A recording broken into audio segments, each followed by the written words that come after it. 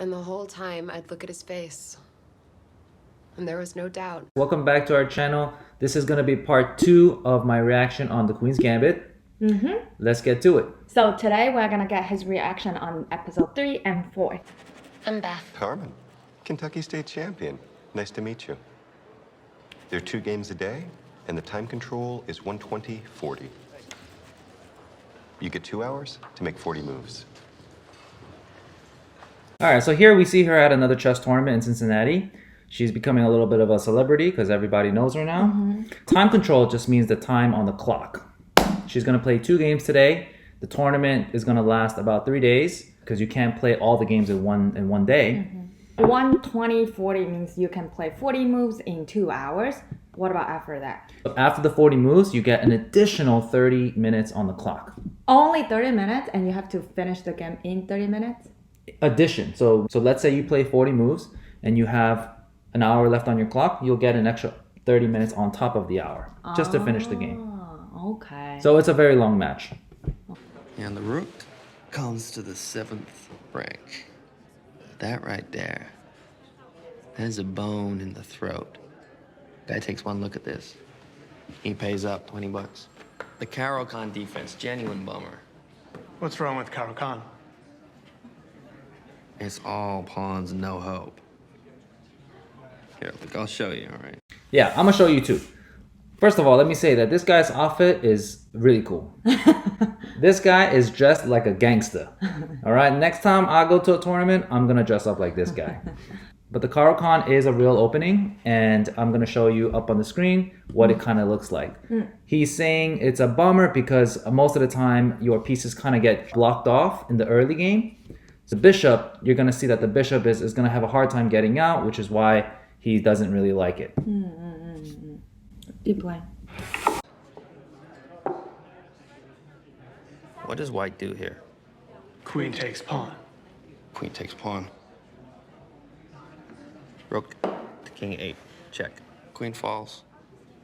That means it's Reshevsky. Yeah, so this is a very common chess tactic or a chess puzzle. So the rook is attacking the king, and now the king, once the rook captures the rook, the queen is going to capture the queen. So it's a very common little chess puzzle that even my students can do. It's called the discovery attack.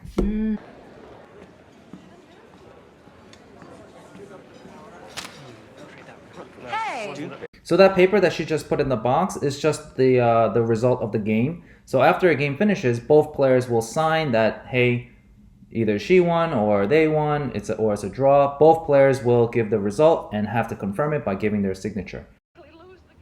What are you doing? Replaying my earlier games. What on earth for? Looking for weaknesses in my play. I see. And? There aren't any. I'm just curious, like, what do you usually do when you're at back at the hotel room during the tournament? Very good question. I will probably just chill because the next day is going to be another full day of playing two or three chess games. So I would probably just relax a little bit. Definitely not drink, but relax and prepare for my next round. You will actually also like analyze your game and practice your end game or something? I probably wouldn't do more practicing. I would just make sure my mental state is good. Just make sure I'm ready to go for the next round. How's the prize money? Pretty good, I think. What's pretty good? More than in the States. What about Russia? The Soviets are murder. They eat Americans for breakfast over there. I don't think there's been an American with a prayer against them in 20 years. It's like ballet. They pay people to play chess. That's interesting because they're saying that the prize money in Russia or out of the US is actually more than the one in the US. But in reality, today, it's actually the opposite. Oh, really? Yeah, the prize money is a lot higher here in America than other countries. So a lot of top professional players abroad will come try and play in American tournaments. Like, for example, the World US Open is a huge tournament that a lot of players from around the world will come and play because the prize money for that one is a lot. Do you have any comments on Russian players? Russia was the #1 team for a long time, back a couple years ago. Now America is very good, China is very good, but Russians were known to be, back in the day, to be like the best of the best. So can you tell the readers of Life how it feels? And to be a girl among all those men, isn't it intimidating? I mean, when I was a girl, I wasn't allowed to be competitive. I played with dolls. Chess isn't always competitive. No, but you play to win. Yes, but chess can also be What? beautiful. You're an orphan, Beth. Yes, I know that. No, yes, of course you do. This interview lady is terrible. Like, the questions that she's asking is just straight up awful. This is not a professional interview at all. But I do like the scene because they're questioning how she feels, you know, being a girl and playing against mainly a male-dominated game. So I like that they included this into the film. You want to share why you were in love with chess? Personally, I love chess because it gave me the opportunity to travel and to play competitively across the United States. I took full advantage of that opportunity when I was a kid. It was all paid for, it was free, sleeping in hotels, you know, going on flights. I would normally have not been able to experience that, but because of chess, I'm very grateful that it gave me that exposure and that experience. I thought maybe I could trade my way out of it if he attacked too fast, but he was careful.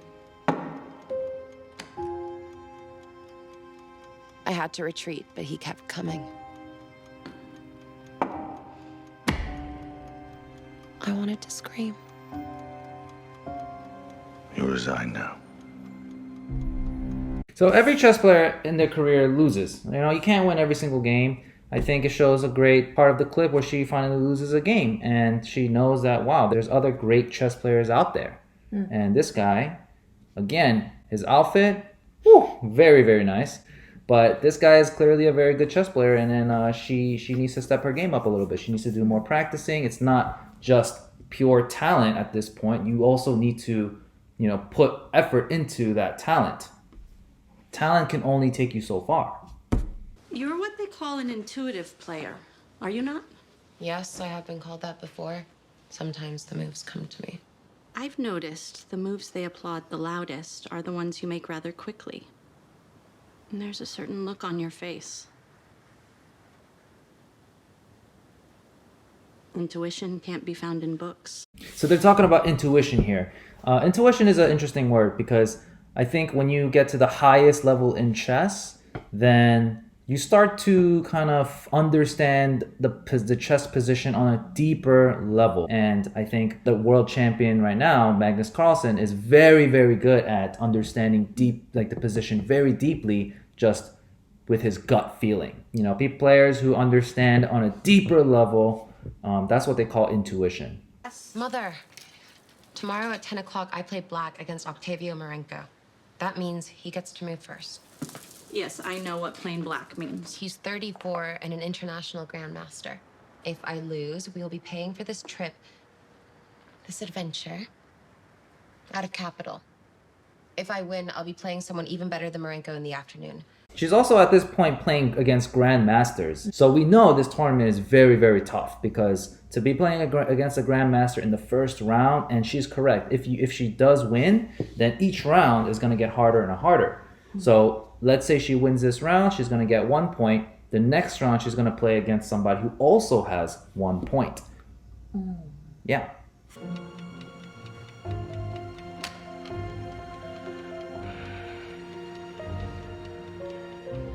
It's been 5 hours. Perhaps we should adjourn now. You must seal your move.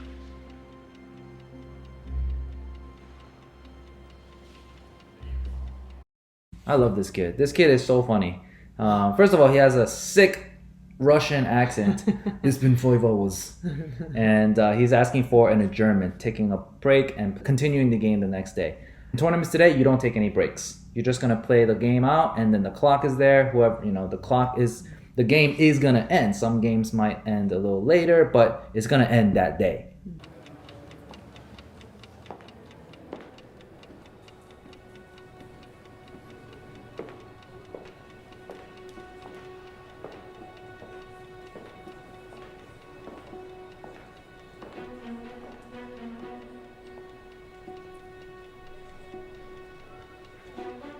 This part is so true. In tournaments, like, you'll see players walking around every everywhere.